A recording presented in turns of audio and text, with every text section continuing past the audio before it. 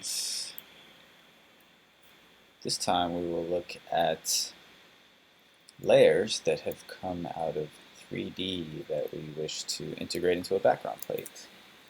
So the way that elements get rendered out of CG, CG sometimes used interchangeably with 3D. CG is everything that we do is computer generated. But the way that things come out of there is in these different layers, these pieces that get put back together again into a final of what is called a beauty pass, which is really just the final combination of all these layers on its own without any background. This would be called the beauty pass. So these are called, these layers, sometimes they're called render layers, sometimes they're called render passes. There's a pretty standard set of them that you can expect to see come out of any given package. One is called diffuse. That is just, it's also called color. Diffuse pass or color pass. It's just the basic color of the object.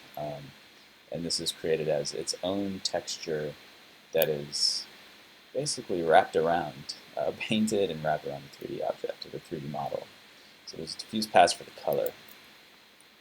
There's a specular pass to represent where light is hitting this object. So the basic lighting. Reflection is, especially on shiny objects, the way that light reflects off of shiny surfaces. And this is each, these effects are not, once again, this does not really combine specular and diffuse necessarily. It isolates what happens to pixels when reflection is interpreted and gives us that as a layer. Here we have occlusion. This is called ambient occlusion, or AO pass.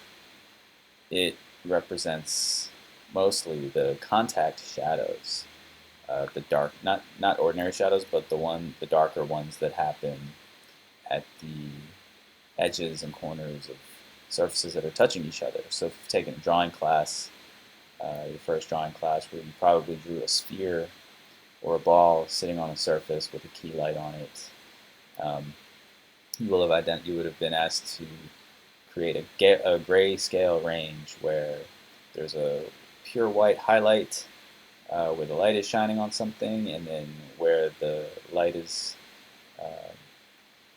totally blocked off, there'd be one pure black spot where you used your heaviest pencil, and it's only a small area where there's no light hitting there. This would be ambient occlusion, something like those drawings you used to do. And then we have shadow pass, which is the other shadows that are not the contact shadows. Occasionally you get other sorts of passes. This says grunge on it. Basically it's a dirt pass. It might be called a dirt pass, a grunge pass, something that would show any kind of dust or debris or anything that naturally collects on objects, because if it looks too perfect, it doesn't look integrated into a realistic environment. It's just this one. These are not necessarily perfect renders. This is for the sake of demo. And but here we go. So the way that this works is these were rendered out separately so that we can have more control. They need to be reassembled first. So after you import these and you lay them out, you sort of do a check of what all the things that you have and basically how they look. You start to combine them using merges and layering modes, as you would see in Photoshop. So this is just a merge node. You see it says plus on it because it's set to plus. If you hit tab merge, you would get this node, which is set to over by default, and over here you can select plus. But if you just type plus, it will create that merge node for you already set to plus. So that's what's happening here. So you take the color pass, you take the spec pass, specular or spec, as we say, add them together. You add the spec onto the diffuse. And in terms of workflow, the diffuse or the color is used first, and everything builds on top of or builds onto that. So after spec, you put reflection. Boom. This is typically the order of operations. Not all surfaces have a reflection. For example, skin will not be as reflective as metal, unless it had water on it or something like that. But this is the order of operations anyway, like in nature. So light will interact with anything. Not everything has reflection. The object may or may not be reflective to a certain degree. So we add that on top. Here we have plus again. And we have the occlusion. You'll notice that I'm using a different operation, multiply. Boom, now you'll see the shadows come in. And then for the shadow pass, I multiply again. It's just a merge nodes, which is set to multiply. And boom, there you see those shadows come in. And let's see if we can tell what the grunge pass actually does. Boom, okay, let's add some things. Sometimes you do get funny layers, and there's no telling where they would come from. It could be, if you're in a studio, it could have been that these elements were outsourced and created somewhere else geographically and sent to you. And there might not be a way of communicating to send you a warning and say, hey, by the way, this is invisible and you have to figure it out. And the compositor just has to look at everything and oftentimes figure out what to do, so independently. So what you would do is you would go to that thing that looks weird and then look at each channel, R, G, B, A. You still can't see it. It's like, oh, wait a minute, what if I zoom in? And you can kind of see a little bit of details. Another thing you can do is just put a quick color correction on it or something and turn up the brightness all the way so you can see what's really happening with this element. It's like, okay, there's some sort of subtle elements happening with this image. It says grunge on it, therefore it's some kind of like darker dirt. Here we have the matte, or not mask. We have the matte, which would be, this would be the alpha channel to tell us what is transparent or not in our image. It's not the same as a mask, but sometimes we use those terms interchangeably. A matte is used as an alpha channel. If you can imagine having a picture frame, and you put a matte inside, which covers parts of the image, and so that you cannot see part of the image. It's a similar concept. A matte tells you which parts of your image you could see or not. And we've copied it into a copy node, which we've seen before putting this on top of the background plate. And if we, just to re-emphasize concept, if we disable this node, which gives the foreground an alpha channel, if both do not have an alpha channel, then your over function will default to add, and that's why it looks brighter.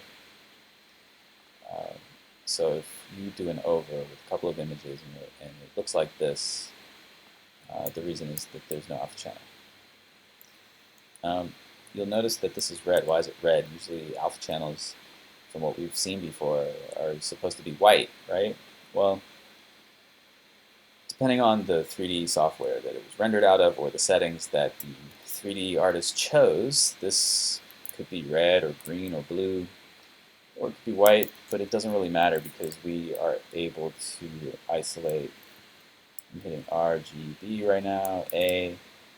Sometimes you just have to check what's going on in all of your channels. Sometimes you'll receive a file that says matte on it, and then you view it and there's nothing there. It's like, what's wrong with this? Look inside all the channels. R, G, B, wait a minute. So the color channel is red. You know, so what you can do, if I branch over here to the side and go back to my shuffle node. Whoops. Okay.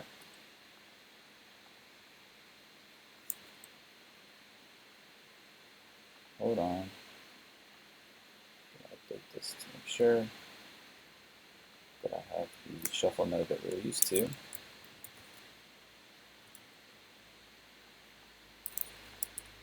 Sorry.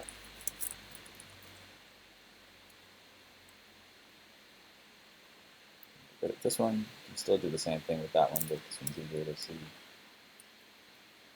I can still isolate these, and now it's a black and white mask or matte. So it still works the same. If you have something that's pure, even if you hover over it, you can see that in those RGB values at the bottom of the frame, you can see 0 for every channel except the red channel, which is 1. You know it's pure red. That means you can extract the entire image, the red parts, easily, either with the shuffle node, or you can skip that step, go straight to a copy, and you can see that this is saying we are taking the red channel of this, copying it into the alpha channel of everything else. Oh, whoops. To create our final foreground image. And then it's merged over the background. The thing about this workflow is it works like any other compositing or integration from this point on. This is the one thing that you need to know about receiving 3D elements from other packages or from other artists. Let's see, and the thing about it is, let's see, I'll take reflections. This is the thing about this workflow, is this is where the compositor also has a little bit of creative license. You can then grade any layer. So I'll just turn up the brightness. Let's say I want the reflections to be more intense on this one. Turn up the brightness, but let's say that's a bit too much, but I still want it to be bright, but a little bit more like variation and contrast. So maybe I'll go to the gamma and turn the gamma back down. And then you can stylize however you want. Okay, and then you can add as many effects as you want, or filters, or color corrections as you want onto any of these. That's the great thing about this workflow.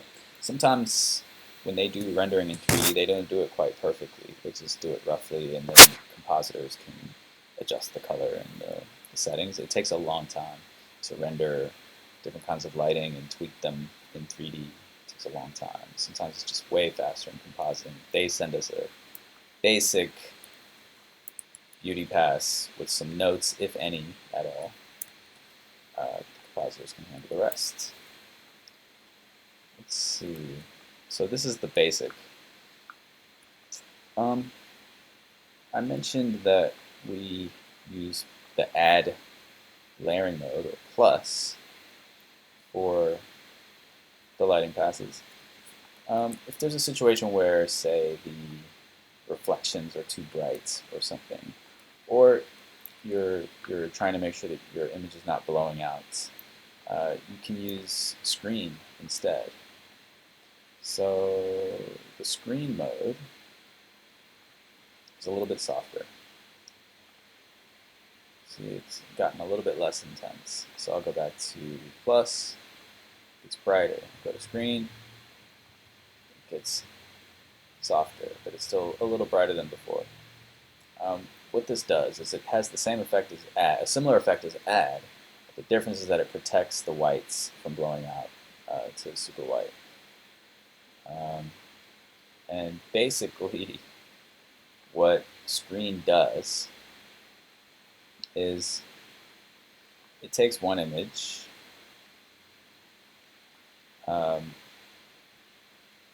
if you were to screen an image onto itself, it would make a copy of that image, invert both copies, flip the values. There's an invert node. You could literally rebuild it. Add them together using the plus function, and then inverts the result. But luckily we have nodes like this that can do all that for us when we select screen. Okay. So let's see. Let's look at some other examples really fast. No, not that one. Yeah, let's jump over to this. Okay. So there's something else you need to know, which is about EXR files. In the other file we saw they were TIFFs, a TIFF format. You might see a JPEG format. Um, if you're using a mask or something like that, you might get a. If it's only a mask, you might get a JPEG, because those don't need to be as high quality necessarily. You might get a PNG, which is pretty much uncompressed and a little bit more optimized for file size.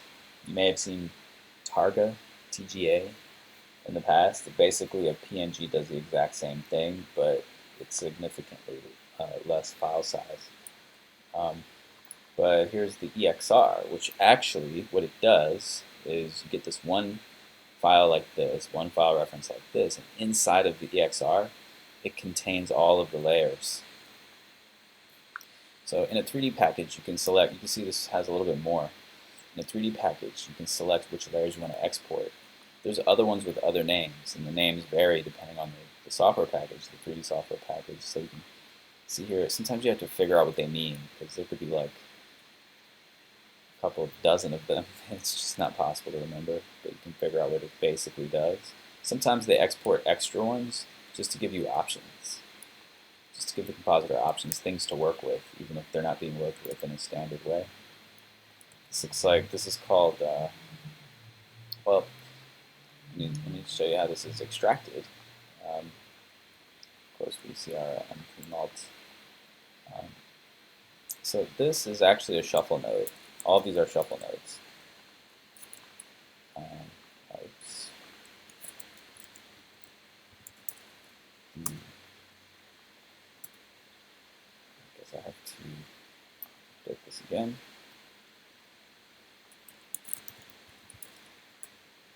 It's the ordinary shuffle node that we always see.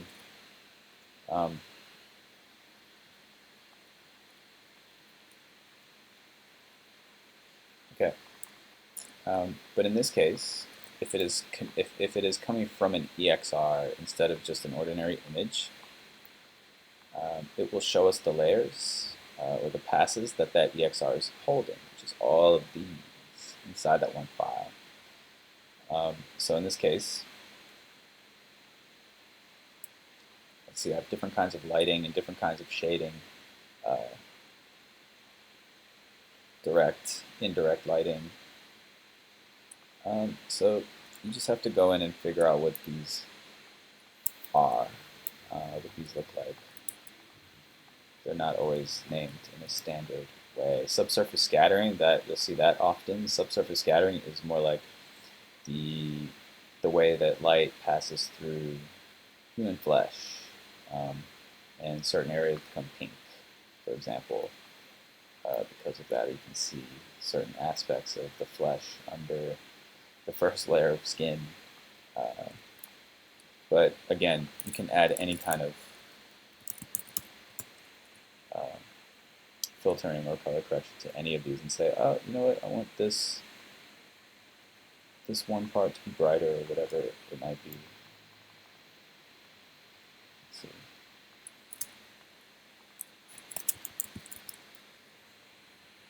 Hold on. That's why.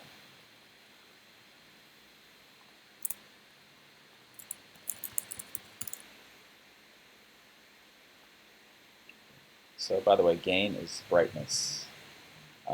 But again, if you hover over any Nuke parameter, you can see what it does. Yeah. So really the layers, there's a standard, but it's also meant to give more control.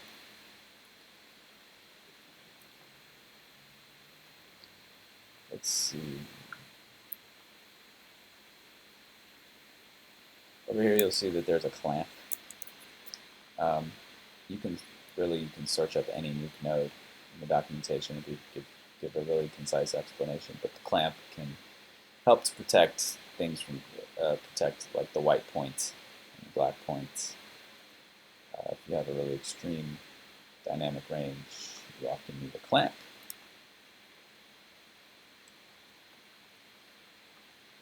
Let's see if there's anything else to note. There's a little bit of a workaround that I've done here, which was recopying the alpha channel. Okay, so this is more of a more realistic CG situation. Let's see. Okay, I'll go to this example. This brings integration back. Here I've extracted what you might expect. Okay. So, but in this case, I want to touch on how the integration comes back into play for integrating 3D elements. I'm going to select my color correction and filter. I'm going to hit disable. I'm going to re-enable those. Cool. Disable, enable. So this might look so-so out of the box. I'm just gonna disable all of these. This is the original. I actually found this is a found background image. Usually this is shot in live action. This is created in CG. You need to integrate them. It's not going to come out perfect. You know, the 3D artist will have a reference image behind them when they're creating this and trying to do the lighting. Sometimes they run out of time. It takes too long to render. Sometimes they want to give the compositor options. Depends on what's happening on that production. But we do want to look at color temperature. We could still use your cues from before. We know that daylight is pouring into this environment. That means it's going to be blue. Right now, the render looks pretty warm. You might say that this is a mixed lighting situation and maybe there's warmer lights above, but actually if there was a warmer light above, there would be a reflection happening of that light bulb, but it's not there. So we can't be sure necessarily, but so we'll go ahead and color correct for color temperature. It's too warm. Solve one problem at a time. What's wrong with this? It's too warm. Okay. There, fixed color temperature, and then you could use sort of the other techniques for color matching integration. Usually with 3D elements, they're way too saturated. Or a little bit too saturated. Like you can see, this is saturated to the point that it's flat, unrealistic. Kind of, if your eye's not trained for it, you can assume that 3D elements are probably a little bit too saturated when they come out in the render. So you should at least experiment with desaturating a little bit. Whoops. So boom, there's some desaturation. See it change a bit, popped. And then there's the other thing about 3D elements is they're a little bit they have sharp edges, unrealistically sharp edges. It's part of the nature of rendering out 3D. So I'm gonna hit, oops. Just gonna turn on the blur, and it's just, sometimes you just need to buzz it, even if it's 1 pixel. So I zoomed in a little bit. Hold up. Zoom in a lot. Find an edge that I can see well. Disable, enable. You see how it's just buzzed? Just 1 pixel shifts over. And once again, you go through the same exercises for integrating live action stuff. You would go to like this stuff over here and sort of try to find an edge and see how much the edge is actually blurred and match that number of pixels. And this is an interesting render of the table.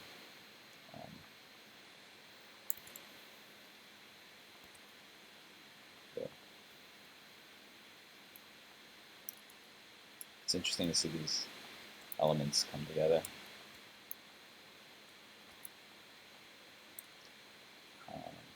And then this is before treatment. This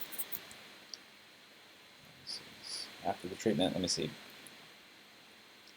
What you also want to do is think about you have a background like this, you would think about, if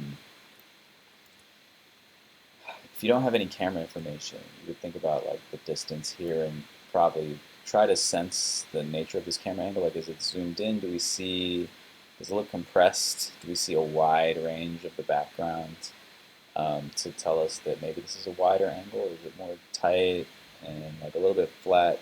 Do we see any curved lines? Lines that are supposed to be straight, but they're bowed out, that might indicate that this is a wider angle lens, maybe not. But anyway, that would also inform what the camera settings and depth of field might end up looking like. So you implement the defocus as appropriate. So I'll just put the background there. And think about the purpose of the defocus. Is it just a default, not a default, but a part of the situation where they wanted to capture this element, but the only way to capture it in an environment like that is by having the camera at a certain distance, for example. Maybe that distance restrictions, or maybe there's a storytelling purpose to bring more focus to the foreground element by creating a shallower depth of field. That's something to think about. You would also take into consideration grain and everything else that we talked about and how to integrate different elements into a background plate. Let's see. There would also be this is a decent defocus node, but ideally, what would be rendered out of 3D is a depth pass. Kind of like in 3D, they would create a fog that would represent the depth of the space in a grayscale, so that if you defocus based on that grayscale as a mask, it would be proportional to how the depth of field is set up in your camera. The other thing that would exist on a production is survey data. So ideally, you would be told the focal length and the measurements of the space that were shot in live action, and hopefully those would be matched to the 3D camera and the 3D package when this was shot, so that everything matches. And hopefully that information gets in you if you're working with elements separately, or if any of that knowledge is insightful for your compositing, such as adding defocus to the comp. Let's see.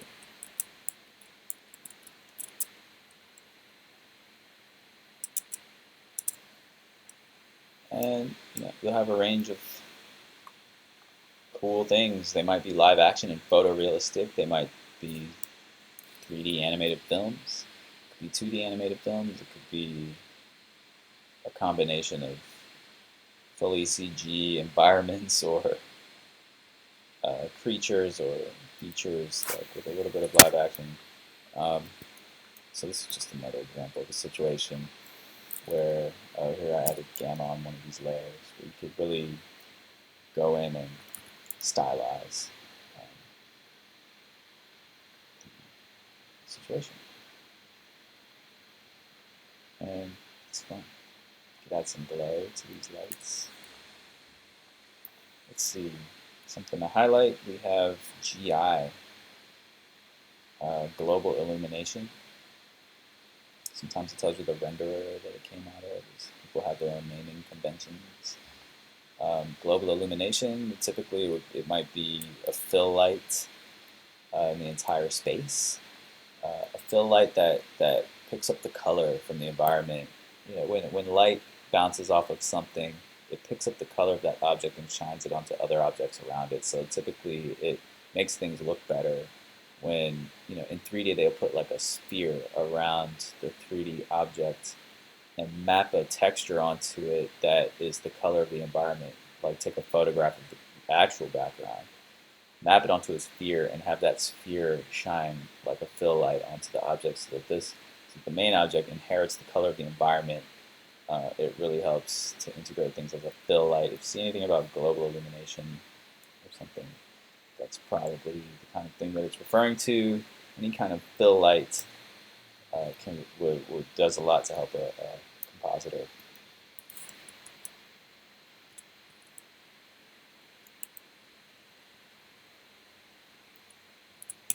sure that there's nothing else that I want to highlight on this one. Okay, thank you very much.